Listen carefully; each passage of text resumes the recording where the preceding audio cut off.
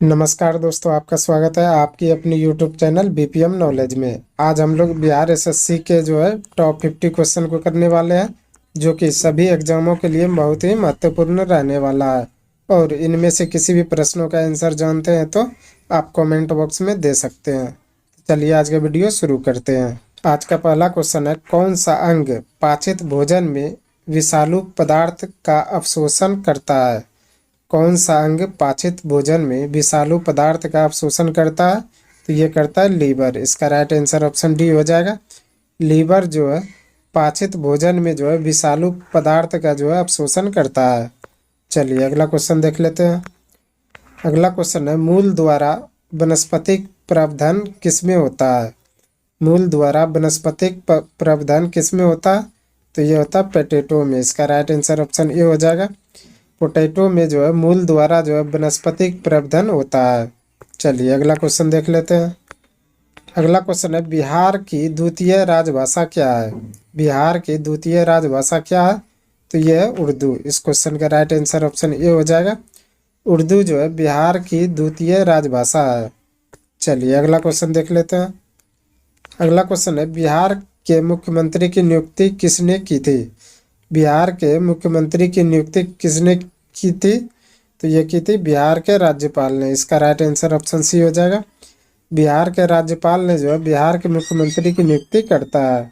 चलिए अगला क्वेश्चन देख लेते हैं। अगला क्वेश्चन है, भारत के उपराष्ट्रपति का चुनाव कराने वाला सदस्य होता है? भारत के उपराष्ट्रपति का चुनाव कराने वाला सदस्य होता है तो ये पार्लियामेंट के। इसका राइट आंसर ऑप्शन ए हो जाएगा। पार्लियामेंट के द्वारा ही भारत के उपराष्ट्रपति का चुनाव किया जाता है। चलिए अगला क्वेश्चन देख लेते हैं। अगला क्वेश्चन है, मुख्य न्यायाधीश के अतिरिक्त उच्चतम न्यायालय में न्यायाधीशों की संख्या होती है? मुख्य न्यायाधीश के अतिरिक्त उच्चतम न्यायालय में न्यायाधीशों की संख्या होती है तो होती है 30 संख्या। इसका राइट आंसर ऑप्शन सी हो जाएगा। 30 मुख्य न्यायाधीश के अतिरिक्त उच्चतम न्यायालय में न्यायाधीशों की संख्या होती है। चलिए अगला क्वेश्चन देख लेते हैं। अगला क्वेश्चन है, पुराने लिच्छवी राज्य की राजधानी कहाँ थी? पुराने लिच्छवी राज्य की राजधानी कहाँ थी? तो ये थी वैशाली में। इसका राइट आंसर ऑप्शन सी हो जाएगा। वैशाली में पुराने लिच्छवी राज्य की राजधानी थी। चलिए अगला क्वेश्चन देख लेते हैं। अगला क्वेश्चन है, कौन सा सदस्य लोकसभा के अध्यक्ष का चुनाव करते हैं? कौन सा अध्यक्ष लोकसभा का अध्यक्ष का चुनाव करते हैं?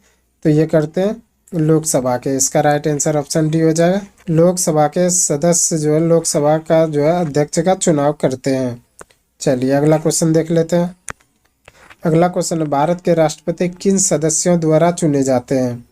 भारत के राष्ट्रपति किन सदस्यों द्वारा चुने जाते हैं? तो ये पार्लियामेंट एवं राज्यों के विधानसभाओं के द्वारा। इसका राइट आंसर ऑप्शन सी हो जाएगा। भारत के राष्ट्रपति पार्लियामेंट एवं राज्य की विधानसभाओं द्वारा राष्ट्रपति की चुनाव किया जाता है। चलिए अगला क्वेश्चन देख लेते हैं। अगला क्वेश्चन है, पंचायती राज कब लागू किया गया है? पंचायती राज कब लागू किया गया है? तो ये किया गया है 1959 में। इसका राइट आंसर ऑप्शन डी हो जाएगा। 1959 में पंचायती राज लागू किया गया था। चलिए अगला क्वेश्चन देख लेते हैं। अगला क्वेश्चन है, उपचुनाव कितने साल बाद कराया जाता है? उपचुनाव कितने साल बाद कराया जाता है? तो ये कभी भी कराया जा सकता है। इसका राइट आंसर ऑप्शन डी हो जाएगा। उपचुनाव कभी भी कराया जा सकता है। चलिए अगला क्वेश्चन देख लेते हैं। अगला क्वेश्चन है, सिंधु घाटी सभ्यता के लोग किसकी पूजा करते थे? सिंधु घाटी सभ्यता के लोग किसकी पूजा करते थे? तो ये करते थे इंद्र और वरुण की। इसका राइट आंसर ऑप्शन डी हो जाएगा। इंद्र और वरुण की सिंधु घाटी सभ्यता के लोग पूजा करते थे। चलिए अगला क्वेश्चन देख लेते हैं। अगला क्वेश्चन है, त्रिपिटक किसका प्रमुख धार्मिक ग्रंथ है? त्रिपिटक किसका प्रमुख धार्मिक ग्रंथ है? तो ये है बौद्धों का। इसका राइट आंसर ऑप्शन डी हो जाएगा। बौद्धों का त्रिपिटक धार्मिक ग्रंथ है। चलिए अगला क्वेश्चन देख लेते हैं। अगला क्वेश्चन है, संयुक्त राष्ट्र संघ को किस वर्ष स्थापित किया गया था? संयुक्त राष्ट्र संघ को किस वर्ष स्थापित हुआ था? तो ये हुआ था 1945 में। इसका राइट आंसर ऑप्शन डी हो जाएगा। 1945 में जो है संयुक्त राष्ट्र संघ जो है स्थापित हुआ था। चलिए अगला क्वेश्चन देख लेते हैं। अगला क्वेश्चन है पानीपत की तीसरी लड़ाई कब हुई थी? पानीपत की तीसरी लड़ाई कब हुई थी? तो ये हुई थी 1761 में। इसका राइट आंसर ऑप्शन बी हो जाएगा। 1761 में जो है पानीपत की तीसरी लड़ाई हुई थी। चलिए अगला क्वेश्चन देख लेते हैं। अगला क्वेश्चन है चंद्रगुप्त मौर्य के साम्राज्य की राजधानी कहाँ थी? चंद्रगुप्त मौर्य के साम्राज्य की राजधानी कहाँ थी? तो ये थी पाटलिपुत्र में। इसका राइट आंसर ऑप्शन सी हो जाएगा। पाटलिपुत्र में जो है चंद्रगुप्त मौर्य की साम्राज्य की जो है राजधानी थी। चलिए अगला क्वेश्चन देख लेते हैं। अगला क्वेश्चन है राजतरंगिणी में कल्हण ने किस राज्य का वर्णन किया है? राजतरंगिणी में कल्हण ने किस राज्य का जो वर्णन किया है? तो ये कश्मीर का किया है। इसका राइट आंसर ऑप्शन डी हो जाएगा। कश्मीर का वर्णन जो है राजतरंगिणी के कल्हण में जो है किया गया है। चलिए अगला क्वेश्चन देख लेते हैं। अगला क्वेश्चन है मुगल वंश की स्थापना भारत में कब हुआ था? मुगल वंश की स्थापना भारत में कब हुआ था?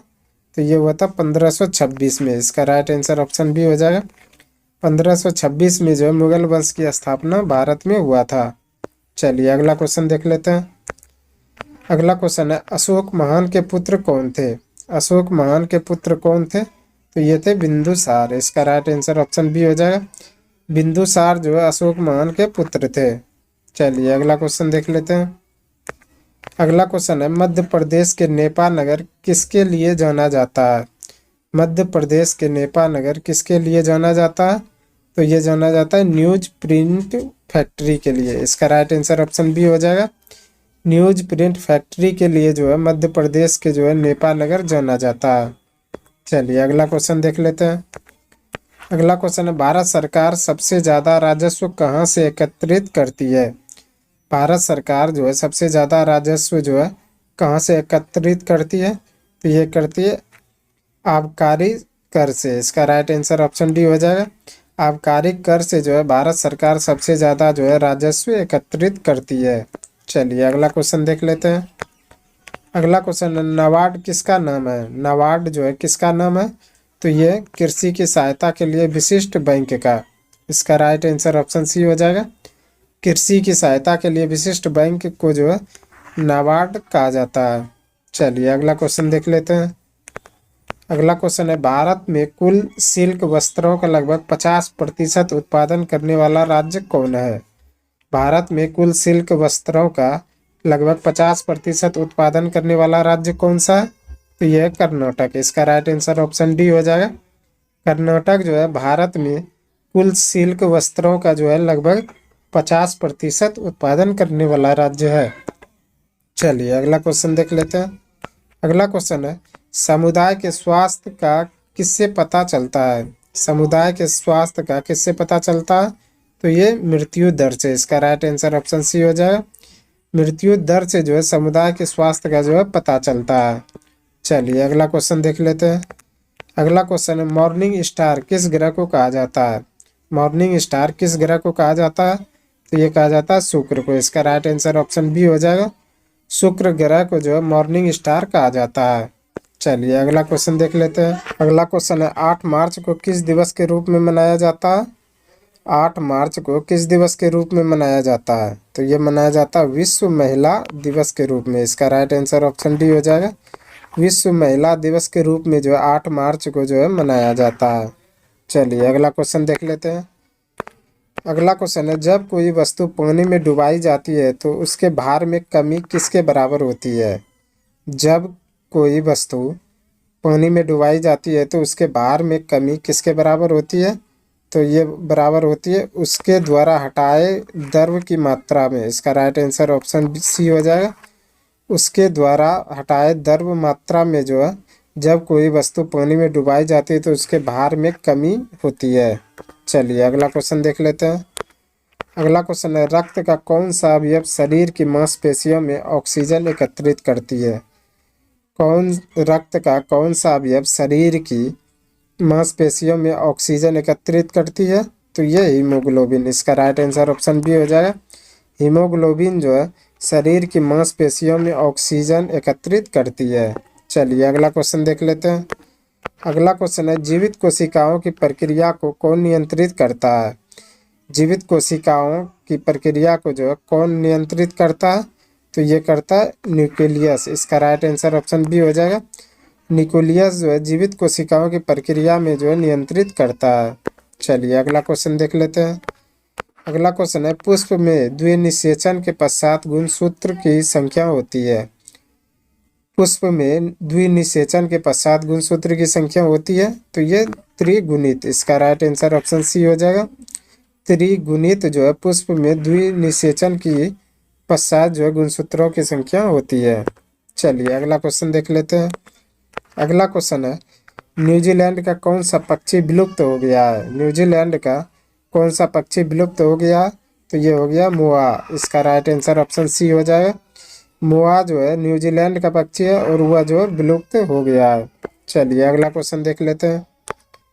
अगला क्वेश्चन है, प्राणी कोशिका में कौन सी कोशिकांग कभी भी नहीं पाई जाती है? प्राणी कोशिका में कौन सी कोशिकांग कभी भी नहीं पाई जाती है? तो ये सेंट्रीओल। इसका राइट आंसर ऑप्शन बी हो जाएगा। सेंट्रीओल जो है यह प्राणी कोशिका में जो है कभी भी कोशिकांग में नहीं पाई जाती है। चलिए अगला क्वेश्चन देख लेते हैं। अगला क्वेश्चन, मानव की कायिक कोशिका में गुणसूत्रों की संख्या कितनी होती है? मानव के कायिक कोशिका में गुणसूत्रों की संख्या कितनी होती है? तो ये होती है 46। इसका राइट आंसर ऑप्शन सी हो जाएगा। 46 जो है मानव के कायिक कोशिका में जो है गुणसूत्र की संख्या होती है। चलिए अगला क्वेश्चन देख लेते हैं। अगला क्वेश्चन है, किस जीव में कसाव पाया जाता है? किस जीव में कसाव भी पाया जाता है?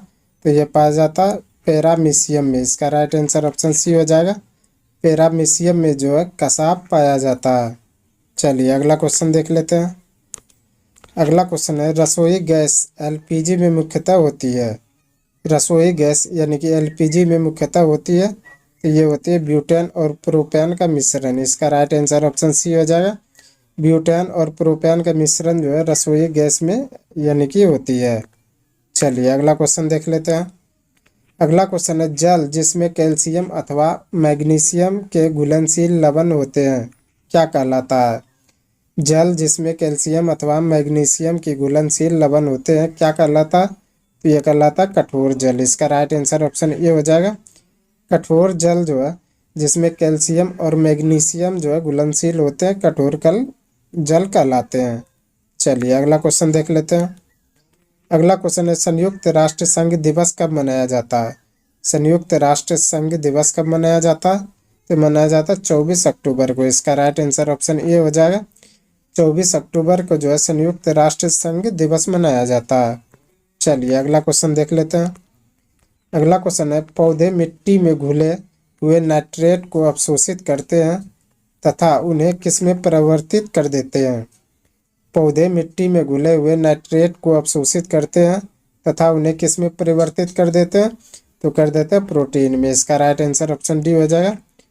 प्रोटीन में जो है पौधे मिट्टी में घुले नाइट्रेट को अवशोषित कर कर उन्हें परिवर्तित कर देते हैं।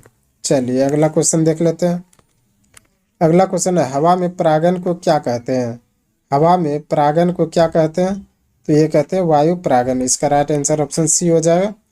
वायु परागन जो है हवा में परागन को कहते हैं। चलिए अगला क्वेश्चन देख लेते हैं। अगला क्वेश्चन है, केसर का मुख्य उत्पादक राज्य कौन सा है? केसर का मुख्य उत्पादक राज्य कौन सा है? तो यह जम्मू कश्मीर। इसका राइट आंसर ऑप्शन सी हो जाएगा। जम्मू कश्मीर जो है केसर का जो है प्रमुख उत्पादक राज्य है। चलिए अगला क्वेश्चन देख लेते हैं। अगला क्वेश्चन है, सुतरिया किस राज्य की शास्त्रीय नृत्य शैली है? सुतरिया किस राज्य की शास्त्रीय नृत्य शैली है? तो यह असम की। इसका राइट आंसर ऑप्शन सी हो जाएगा। असम की जो है शास्त्रीय राज्य नृत्य कौन सी है? तो सुतरिया है। चलिए अगला क्वेश्चन देख लेते हैं। अगला क्वेश्चन है, भारत का प्रथम उर्वरक संयंत्र कहाँ स्थापित किया गया था? भारत का प्रथम उर्वरक संयंत्र कहाँ स्थापित किया गया था? तो यह किया गया था सिंदरी में। इसका राइट आंसर ऑप्शन सी हो जाएगा।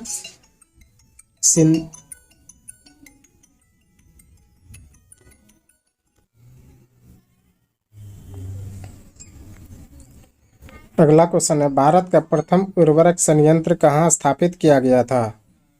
भारत का प्रथम उर्वरक संयंत्र कहाँ स्थापित किया गया था? तो ये सिंदरी में, इसका राइट आंसर ऑप्शन सी हो जाएगा। सिंदरी में जो है भारत का प्रथम उर्वरक संयंत्र स्थापित किया गया था।